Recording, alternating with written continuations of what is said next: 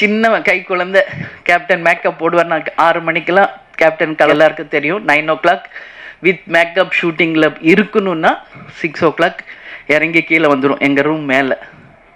கை குழந்தை அவனை தூக்கிட்டு நானும் கீழே வந்துடுவேன். ஏன்னா அவருக்கு நான் டிஃபன் கொடுக்கணும், அவருக்கு வேண்டிய இதெல்லாம் செய்யணும்னு. அப்படியே பார்த்துக்கிட்டு இருப்பான் அவங்க அப்பாவை. அப்போ ரொம்ப கை குழந்தை அழுவான் ரொம்ப ஜாஸ்தி. எதுக்கு இவன் அழுகிறான்? மூக்கில் லைட்டாக அப்புறம் ஒழுகும் அவருக்கு.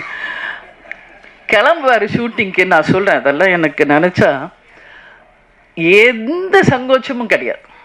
மூக்கில் ஒழுங்கும், மேக்கப் போட்டிருப்பார், ட்ரெஸ் போட்டிருப்பார். வண்டி ஏற போகும்போது அப்படியே வந்து ஆவான். அப்படியே அழகாக அந்த மூக்கை தொடச்சி விட்டு கண்ணை தொடச்சி விட்டு ஒரு முத்தம் கொடுத்துட்டு தான் போவார். அதே மாதிரி தான் விஜய் பிரபாகர். ஏன் அதை சொல்கிறேன்னா, ஒரு அப்பாவாக அவ்வளோ ஒரு ஆசையாக பிள்ளைகளை வளர்த்தார் கேப்டன். இன்னைக்கு 2 பேரும் இன்னைக்கு அவங்க அப்பா இல்லாததை ரொம்ப ரொம்ப ரொம்ப மிஸ் பண்ணுறாங்க. இங்கே கேப்டன் இல்லைன்னு நான் நினைக்கவே இல்லை. இங்கே தான் இருக்கார் கேப்டன்.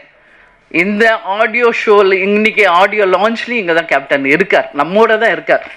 அதில் எனக்கு எந்த மாற்று கருத்துமே கிடையாது.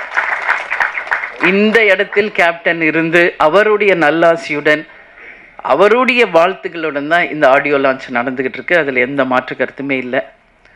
அதே மாதிரி சண்முக பாண்டியனை பார்த்தீங்கன்னா ஒரு டென்ஷன் இருக்கும் ஏதாவது வாழ்க்கையில்.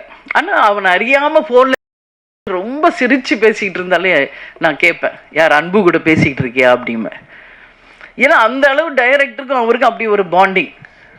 அவரோட ஸ்ட்ரெஸ் பிளஸ்டர் வந்து சண்முகா வந்து மனசு விட்டு பேசுறது யாருன்னா அன்பு. ஸோ அந்த அளவு வந்து அவங்க 2 பேருடைய புரிதல் இருக்கு.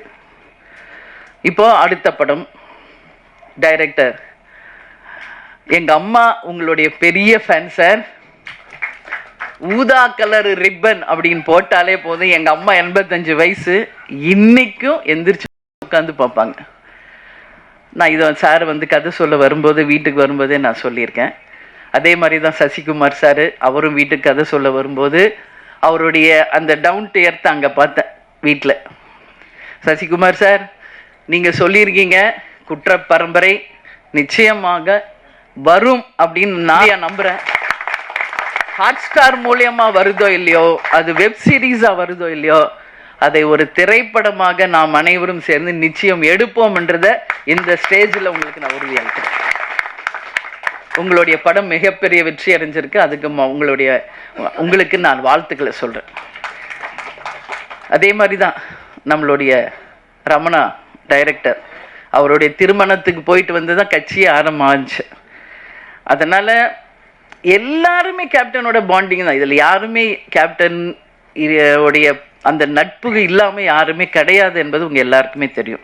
பிளே ஸ்டோர் மற்றும் ஆப் ஸ்டோரில் இருந்து பாலிமர் செயலியை QR கோடு மூலம் பதிவிறக்கம் செய்யுங்கள்.